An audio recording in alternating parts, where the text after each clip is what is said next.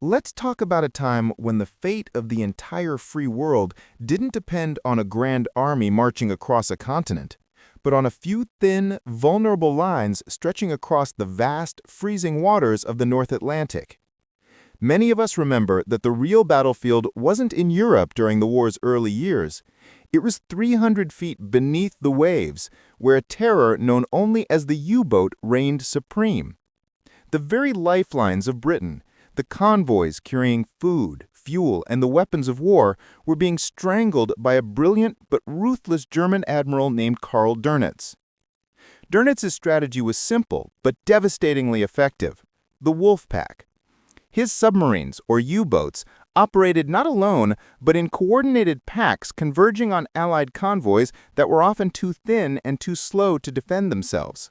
He knew that Britain couldn't fight if she couldn't eat, and she couldn't stand if her factories ran dry. This was the dark period that the German submariners called the happy time, a brief, brutal era where they could sink ships almost at will. Therefore, if we want to understand how we won the war, we first have to understand why we were losing it so badly on the water. Between 1939 and 1941, the sight of a shattered hull and burning oil became horribly routine. In 1940 alone, U-boats were sinking merchant ships faster than the Allies could replace them. Imagine the despair. Imagine the daily news reports filtering into American and British homes showing that the essential goods, the flour, the steel, the rubber, were being lost in the dark, icy depths. The simple truth was that every successful U-boat attack was like a knife plunged directly into the heart of the Allied war effort. But the problem wasn't just the U-boats, it was the lack of any reliable defense. What good is a destroyer if you can't find the enemy that's sinking you? The men in the convoys knew the U-boats were out there, but searching for them was literally like looking for a needle in 1,000 haystacks. You had to rely on a lucky visual sighting or the slick of oil that marked a vessel's last breath. That's a stark, terrifying difference from air or ground combat, where you can at least see your adversary. Here, the enemy was invisible, moving silently and striking without warning. Therefore, the solution had to be equally invisible. It had to be a silent ear in the ocean itself. It was in this desperate environment that the Allies dusted off a secret, crude piece of technology, an obscure device that had actually been invented back during the First World War. It was called ASDIC, an acronym that stood for Anti-Submarine Detection Investigation Committee. Think of it not as the sleek digital sonar we know today, but as a rudimentary, highly temperamental hearing aid for a massive, turbulent ocean. When it worked, it sent out a pulse of sound, a ping, and listened for an echo. This was the first faint whisper of hope, a payoff that the relentless work of scientists and engineers was beginning to offer. The very concept was revolutionary. An electrical current running through a quartz crystal could translate the movement of water into an audible signal. It meant that for the first time, a captain on the bridge had a theoretical way to see the U-boat hiding underwater, even 300 yards away. But this promise was still a long way from the reality. Many viewers tell us that the hardest part of history to appreciate is how long it takes for a technological breakthrough to actually work in the field. ASDIC was often more confusing than helpful. It would return echoes from schools of fish, temperature layers in the water, or even its own ship's propellers. For the sailors relying on it, the sound of the ping often became associated with frustration rather than relief. It was a secret weapon that, in its prototype stage, still left far too much to chance. Therefore, the real struggle of the Battle of the Atlantic wasn't just about building ships.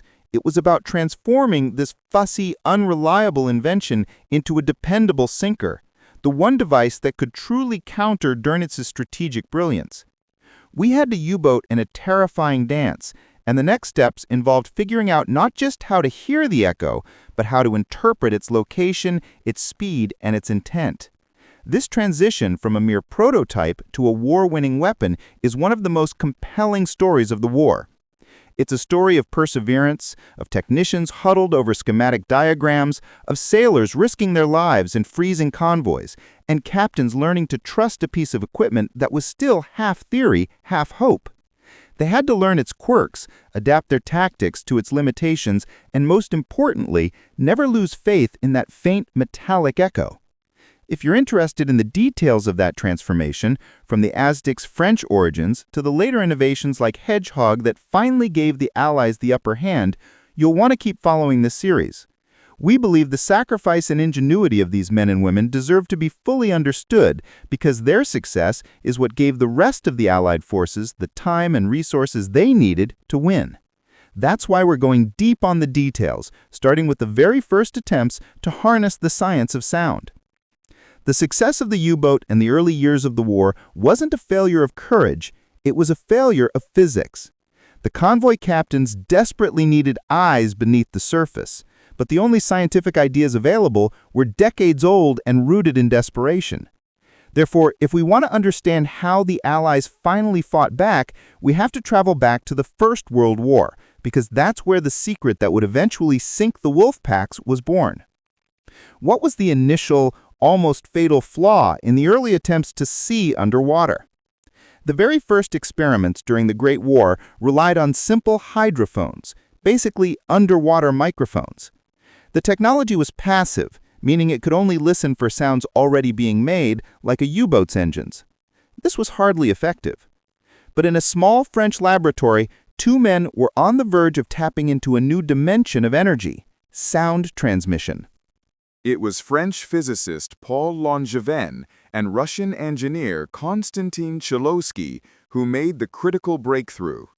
They realized that if simply listening wasn't enough, they needed a way to send a sound pulse and wait for the echo. Think of it like shouting into a dark cave to figure out how big it is. To achieve this, they needed a device that could convert electricity into powerful sound waves and then convert the returning sound echo back into an electrical signal. The key lay in a mysterious property of certain materials: piezoelectricity. This phenomenon, first described by the Curie brothers decades before, is the ability of materials like quartz to generate an electrical charge when mechanically stressed, and, crucially for our story, to physically change shape when electrical charge is applied. This means a tiny jolt of electricity could make a quartz crystal vibrate violently, creating a powerful ping that traveled through water. The discovery was a piezoelectric miracle, the core scientific foundation upon which all modern sonar is built. Therefore, the ASDIC was never a British or American invention, but a refinement of a Franco-Russian concept that was nearly lost to the mists of history. The U-boat's success relied on the simple fact that water is opaque to light, but ASDIC relied on the fact that water is a superb conductor of sound. However, the early ASDIC systems that emerged in the 1920s and early 1930s were still clumsy prototypes, essentially just listening equipment with an occasional, poorly aimed shout. The problem lay not just in the science, but in the engineering needed to mount it effectively on a ship.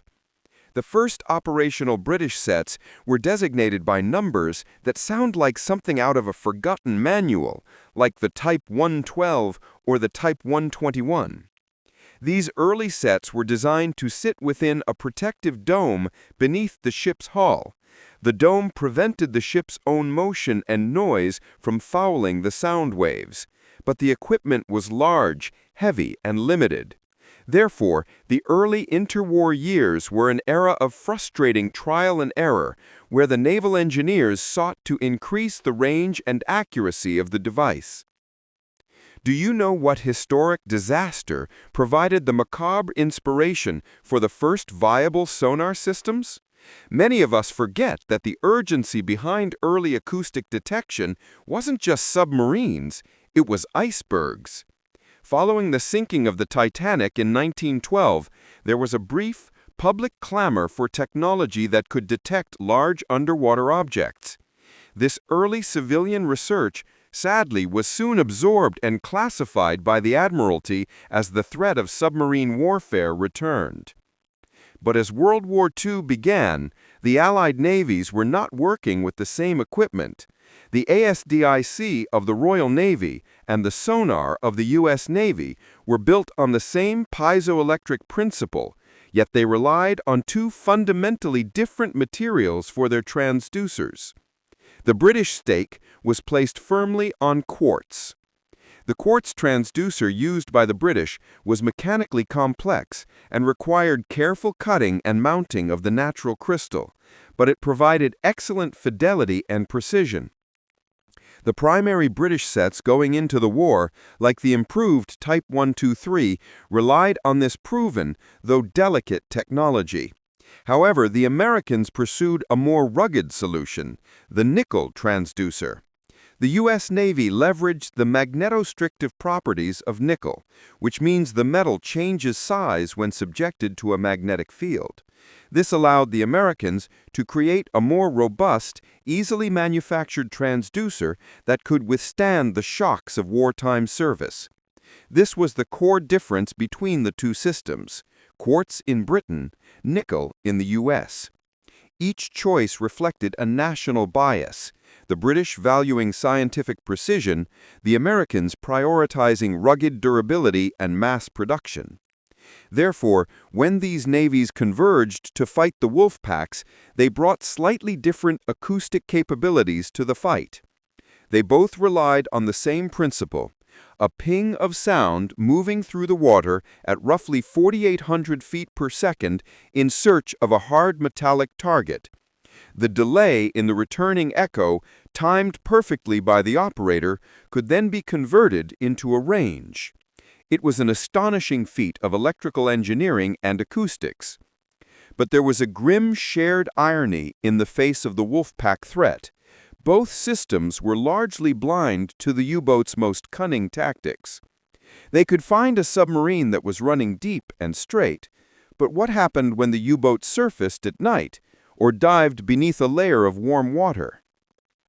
We must remember the ASDIC operator's burden. They were handed a sensitive, complicated instrument and told to find an invisible enemy that was deliberately using the ocean's properties against them. The technology was sound in theory, but the environment of the open Atlantic introduced complexities that would soon expose the fatal shortcomings of the early prototypes. The next chapter reveals how Doenitz exploited these very flaws, turning the Allies' new invention into a tactical liability in the deadly middle years of the war. After the high hopes of its scientific origin, ASDIC arrived in the Battle of the Atlantic with a fatal paradox. It was a revolutionary weapon that failed to find the enemy. In the desperate first years of World War II, Admiral Dönitz's U-boats continued their feast, sinking hundreds of Allied ships, while their hunters, equipped with the latest sonic gear, often sailed right over them, blind and helpless. This initial brutal failure exposed not just a technical flaw, but a deep misunderstanding of how the ocean itself behaved. Therefore, we need to dive into the two critical acoustic blind spots that Dönitz exploited because they nearly cost us the war. The first blind spot, often referred to as the cone of silence, was a consequence of the ASDIC's own design. The device was mounted directly beneath the escort vessel, pointing its sound beam forward and horizontally. But picture the ping leaving the ship. It was aimed outward, not downward. This created a massive, expanding cone-shaped void immediately beneath the ship's hull. Any U-boat that could maneuver into this dead zone, right under the destroyer, was essentially safe. Why did the U-boat captains feel comfortable playing chicken with the destroyer directly overhead? They knew about the cone of silence. Doenitz trained his crews to listen for the pinging ship, wait until the sound was directly overhead, and then, with terrifying precision, dive deep and directly underneath the escort vessel. The surface ship's ASDIC operator would suddenly lose contact with the U-boat just as they were about to attack, leading to the devastating phrase, "Lost contact, Captain." This wasn't just frustrating, it was tactically disastrous. Without a solid fix, the destroyer captain was forced to drop depth charges almost blindly. And of course, a single depth charge detonation near the U-boat was often ineffective. It proved that the unsinkable technology was undermined by simple geometry and basic U-boat maneuverability. But the German submariners had a second, even more potent defense gifted to them by Mother Nature herself: the thermal layer effect. This phenomenon is rooted in the simple fact that the speed of sound through water changes based on its temperature. In the Atlantic, especially during summer months, the ocean develops distinct layers, a warmer layer on top and a colder layer below, separated by a sharp boundary known as the thermocline. What happens when a sound wave hits the thermocline? Instead of traveling straight, the sound beam from the ASDIC ping is dramatically bent or refracted as it crosses the boundary between the warm and cold water. Think of it like looking through a glass of water at a strange angle. The image warps. Similarly, the acoustic energy warps, effectively creating an acoustic shadow beneath the warm layer. This meant a U-boat could dive just below that layer, often only 100 to 200 feet down, and become completely invisible to the surface ship's ASDIC. The ping would hit the thermocline, bend harmlessly into the depths, and never return an echo. Therefore, Dönitz's captains quickly learned to use the thermal layer as an acoustic sanctuary, a place where they could rest, repair, and wait for the convoy to pass by. The U-boat's successful countertactics were not a matter of advanced science, but of leveraging the ocean's properties against a clumsy technology. Dönitz ordered his Wolfpacks to attack at night, on the surface. Why? Because an ASDIC ping travels through the air and hits the U-boat's exposed hull, returning an immediate, confusing, and unusable echo. And what did the destroyer have to rely on then? Only the darkness and the weather. The U-boat, being small and low in the water, was incredibly difficult to spot visually at night, especially in choppy seas. Many of us can relate to the difficulty of finding something small in pitch black, but imagine doing it while navigating heavy waves and actively being hunted yourself. Therefore, ASDIC became a dead letter during the night attacks, completely useless when the U-boat was traveling on the surface. But the most devastating twist came from the simple deep dive. When daylight arrived, Doenitz simply ordered the U-boats to dive to crushing depths, often 600 to 700 feet, far deeper than the Allied depth charges could reliably reach. The older depth charges were not calibrated for these new depths, and the U-boats were simply out of range. These two elements, the cone of silence and the thermal layer, along with the simple tactic of the deep dive, proved that early ASDIC, for all its scientific marvel, had massive, fatal flaws in practice. It was a technological gamble that was not paying off, and the mounting losses led to serious doubts in Allied command. Was the war going to be lost because a French invention couldn't hear through a layer of warm water? It was clear that simply having the ASDIC device wasn't enough. The Allies had the tool, but they lacked the tactics and the supplementary weapons to overcome its inherent limitations. They had to figure out how to turn the ocean from a defense for the U-boat into a lethal trap. This realization shifted the focus from pure science to a blend of operational training, combined arms tactics, and the development of new, aggressive ordnance. The next chapter will show us how the Allies formed a secret brain trust dedicated to understanding and mastering the imperfect tools they already possessed. The failure of early ASDIC against the relentless Wolfpacks presented the Allies with a choice: abandon the technology as too flawed, or admit that the war couldn't be won by technology alone. Therefore, the tactical genius that finally turned the tide didn't come from a new invention, but from a dramatic shift in how scientists and sailors collaborated. They formed a secret brain trust dedicated to understanding and mastering the imperfect tools they already possessed. The realization was that the problem wasn't the ping, but the operator. Sailors needed better ways to train, and they needed complementary technologies to fill the acoustic blind spots we talked about earlier. What scientific innovations were brought out of the lab and into the escort fleet? Two key systems were rapidly deployed to work alongside ASDIC. The first was the console stack, a complex combination of instruments that allowed the ASDIC operator to interpret the returning echo more accurately. Think of it like taking a fuzzy, indistinct image and running it through 3 different filters to clarify the depth, the speed, and the direction. This stack gave the operator the ability to track a U-boat not just by sound, but by measuring the Doppler shift, the subtle change in the pitch of the echo caused by the target's movement. The second, arguably more critical innovation was known as HFDUF, high-frequency direction finding. This device wasn't acoustic at all. It was a radio aerial designed to triangulate the position of a U-boat while it was still on the surface. U-boats relied on brief, high-frequency radio transmissions to report their convoy sightings back to Dönitz. But why did this matter if the U-boat was still on the surface, well out of ASDIC? Because the moment a U-boat transmitted, even for a few seconds, HFDUF would instantly take a bearing. 2 escort ships using HFDUF could triangulate that signal, giving the convoy a rapid, rough fix on the enemy's location. This tactical advance reduced the cone of silence problem by forcing the U-boats to stay submerged or risk being tracked by their own transmissions.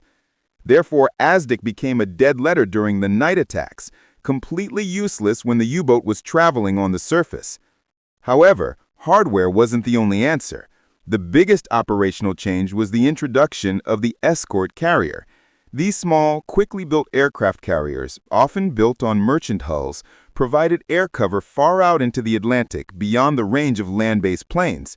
The planes could spot U-boats on the surface during the day and, crucially, drive them down so that the escort ships and their ASDIC could get to work. What happens when you combine an escort carrier, a few destroyers, and improved ASDIC? You get the hunter-killer group.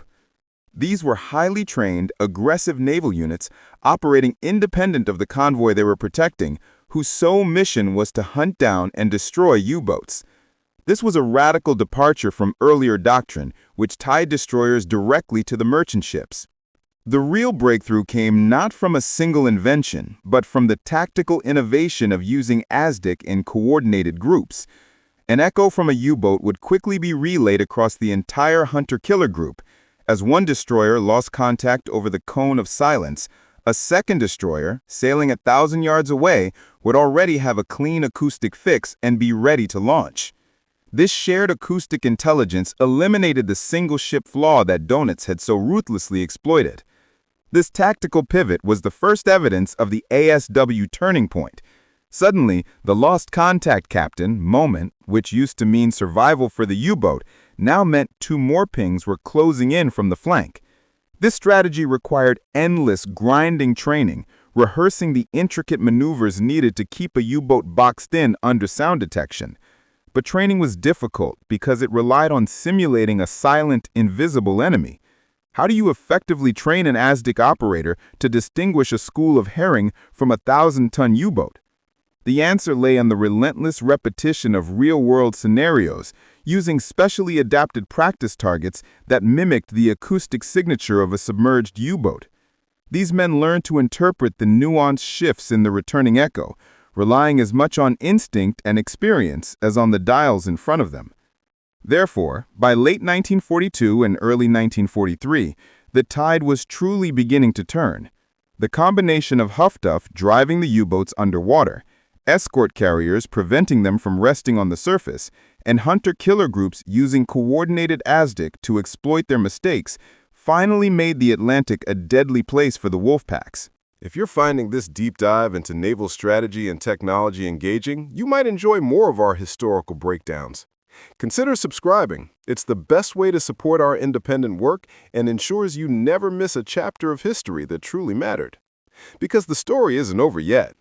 The U-boats, cornered and desperate, were already developing new ways to fight back, forcing the Allies to invent their most lethal weapons. By 1943, the German U-boats were cornered, but not defeated. They had mastered the art of exploiting ASDIC's weaknesses, diving deeper and faster. But the Allies had successfully countered their surface attacks with HFDUF and their coordinated underwater maneuvers with the hunter-killer groups. This left one final critical gap in the anti-submarine defense: the fatal moment of the attack itself. What was the life-saving sanctuary the U-boat still possessed? It was the cone of silence, the acoustic blind spot directly beneath the attacking destroyer. The destroyer had to sail directly over the U-boat to drop its depth charges, and in that agonizing final seconds, the ASDIC would lose contact. The U-boat would execute a sharp maneuver, and the depth charges, often set wrong or deployed too late, would miss their mark. This created a deadly stalemate. The Allies could find the U-boat, but they couldn't reliably kill it. The U-boats, particularly the improved Type 7C-41, were built to withstand incredible pressure, diving to depths that the older depth charges simply couldn't reach. The technological arms race at this point hinged on a few hundred yards and a few hundred feet. Therefore, the Allied scientists developed a concept that completely abandoned the old ways of thinking, the ahead-throwing weapon. This was the tactical snap that finally broke the U-boat sanctuary. The solution was simple in theory, but revolutionary in practice. If you lose contact when you pass over the target, then don't pass over the target. Attack it from the front. This concept brought to life the first of these specialized sinkers, the Hedgehog. This was a multi-spigot mortar that launched 24 small contact-fused bombs in a circular pattern, landing in the water ahead of the ship. The key difference was immense. Depth charges exploded near the target, relying on pressure waves, while Hedgehog bombs only exploded on contact. Why was this change from proximity to contact so revolutionary? Because it provided immediate visual confirmation of a kill. The old depth charge method left crews agonizing over whether they had actually hit the sub or merely scared off a large fish. A Hedgehog explosion meant the U-boat was gone. Therefore, this weapon was a psychological as well as a lethal breakthrough for the demoralized escort crews. But the Hedgehog, while brilliant, still needed precise targeting to be effective. This required a new type of ASDIC, one that could provide a continuous, accurate range and bearing during the critical seconds of the attack run. This brings us to the Type 147 ASDIC, often nicknamed the Sword. The Type 147 was an advancement that used a narrow, high-frequency beam, making it far better at filtering out the acoustic noise of the ocean. Crucially, it could give its range and bearing data directly to the Hedgehog's aiming mechanism. This automated process eliminated human error and gave the escort a clear fire control solution for the first time. Therefore, the cone of silence was finally eliminated. The destroyer could maintain continuous acoustic contact right up until the moment of the Hedgehog's impact. The U-boat captain, who had previously felt safe directly under the convoy, now knew that if they heard the final ping, the lethal metallic rain was already on its way. How did this new threat change the U-boat's tactics? It forced them to dive even deeper and try to evade not by ducking under the ship, but by performing violent last-second turns underwater, hoping to outrun the forward-thrown bombs. But the Allies were already preparing for the next snap. The ultimate evolution of the ahead-throwing weapon was the Squid. This advanced system took the Hedgehog concept and refined it. Instead of 24 small bombs, the Squid launched 3 powerful 400-pound warheads in a tight triangular pattern. The Squid was terrifyingly effective. Its charges were set by the ASDIC system to explode at a precise depth and time, essentially creating a curtain of water directly in the U-boat's predicted path. The kill probability of the Squid was 5 times that of the Hedgehog. The psychological effect was instantaneous. Dönitz's U-boat captains, who had relied on their deep dive for sanctuary, now found themselves facing a technology that could kill them at depth with a high degree of certainty. The Battle of the Atlantic was no longer a game of hide-and-seek. It was now a systematic execution. If you're a man or woman who appreciates the deep history behind strategic and technological warfare, the kind of pivotal moments that truly changed the course of history, we invite you to become a valued member of our community by subscribing. We work hard to bring these stories to light, because knowing the truth behind the headlines matters. Therefore, the period of 1943 was a crescendo of technological and tactical superiority.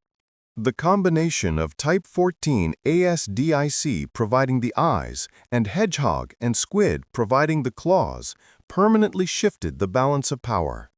The U-boat sanctuary was gone, and the happy time for Doenitz was replaced by what became known as the Germans' own Black May. The story of ASDIC and the U-boats reached its terrible climax in May 1943. A month that became known forever in the German Navy as Black May. The technological and tactical efforts of the Allied Brain Trust, detailed in the previous chapters, finally achieved their devastating payoff. The U-boats were no longer the hunters, they were the hunted. What was the human cost of the Allies' technological snap? The German casualty rates in Black May were staggering and confirmed a permanent shift in the Battle of the Atlantic. In a single month, 43 U-boats were destroyed, representing nearly a third of the entire operational fleet. This was simply an unsustainable loss rate. As Admiral Dönitz himself later wrote, it was a turning point that brought home the chilling reality: we had lost the Battle of the Atlantic. Many of us have heard the grim statistics of the war, but the U-boat force's sacrifice stands out in its chilling intensity. History suggests that 75% of German submariners who sailed never returned home. This casualty rate was, by far, the highest of any branch of the German armed forces, making a tour of duty in a U-boat one of the most perilous assignments in the entire war. Therefore, the sinking of those 43 U-boats in Black May was not just a naval victory, it was a psychological and industrial one. Doenitz was forced to withdraw his Wolfpacks from the critical mid-Atlantic convoy lanes. The supply lines to Britain, the very lifelines that had been stretched to the breaking point, were finally secure. The crude, French-inspired ASDIC prototype had finally become the weapon that ensured Allied victory. But the technological arms race didn't stop there. Cornered and desperate, the Germans were already developing a submarine that would have made the earlier Allied ASDIC almost useless.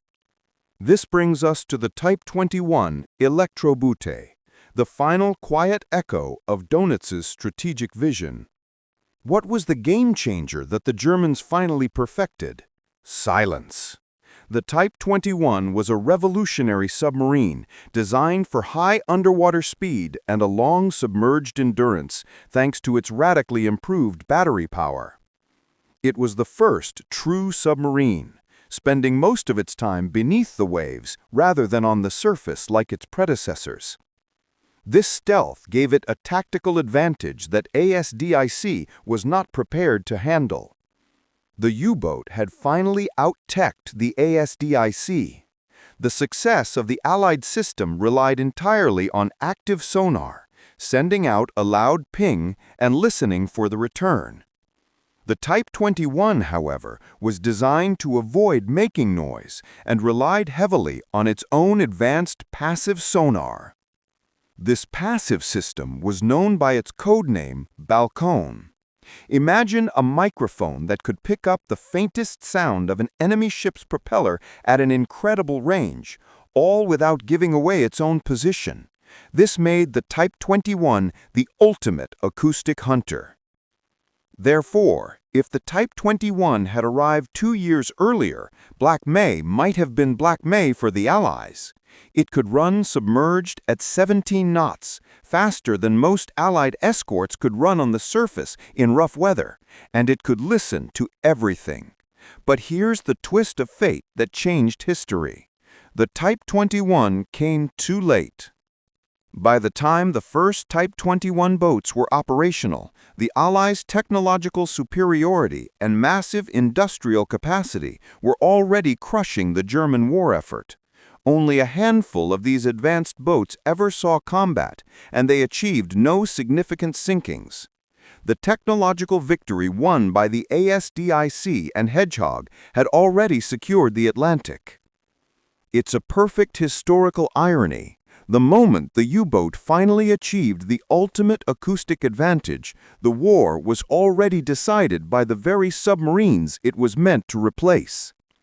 Therefore, the true legacy of the U-boat war lies not just in the metal sunk, but on the relentless, alternating pace of technological adaptation. The debt we owe to the technicians and sailors is immense. Their success ensured that the convoys kept sailing, feeding, and supplying the eventual invasions of Europe. This entire campaign was a grinding, two-sided war of ingenuity, where the slightest advantage, a fraction of a second in echo return, a slight increase in a depth charge's potency, meant the difference between survival and death. If you've appreciated the level of detail we've gone into on this acoustic arms race, please share this video with a friend. It's how we ensure these vital stories of strategic and technological perseverance, the quiet heroes of the Atlantic, continued to be remembered. After all, as my father always used to say, a secret is only a secret until a better man tells the story. We hope we've told it well. To keep learning with us, you can find our other historical deep dives linked below. We aim for clarity and depth in all our work. We've seen how the Battle of the Atlantic wasn't just a clash of fleets, but a relentless war of alternating technological advantage. It started with the Wolfpacks dominating the surface, relying on simple stealth and the deep dive. Therefore, the Allies were forced to counter with the ASDIC Sonar system, a French invention polished by British quartz and American nickel. But that early clumsy technology was quickly blinded by the ocean itself, the cone of silence and the thermal layers exploited by Dönitz's crews. This forced the Allies to adapt, not just in the lab, but in the field. The combination of Huff-Duff for long-range detection, the hunter-killer groups for coordinated acoustic attack, and the escort carriers for constant air pressure created the vital turning point. That tactical supremacy, combined with the lethal Hedgehog and Squid ahead-throwing weapons, eliminated the U-boat sanctuary, leading to the decisive victory of Black May 1943. The ASDIC system, supported by these complementary technologies, won the battle. However, it did not win the war of innovation. The German Type 21 boats, with their superior speed and silent passive sonar like Balkan, proved that the technological baton had already been passed back. Therefore, the final powerful insight we must take from this era is a humbling one. The only reason the Electrobote didn't change the war was because they arrived too late. The silence on the Atlantic by 1945 came at an unimaginable cost. The strategic victory belongs to the scientists and the escort crews, but the memory must be reserved for the young men on both sides who sailed into that deep, cold unknown. History suggests that 3 out of every 4 German submariners never returned. That rate of sacrifice, voluntarily undertaken, demands our sober acknowledgement. We must also remember the Allied merchant crews, often civilians, who faced the U-boats unprotected, and the destroyer men who spent years sailing through constant tension and terror. They were the ones who truly secured the freedom of the sea.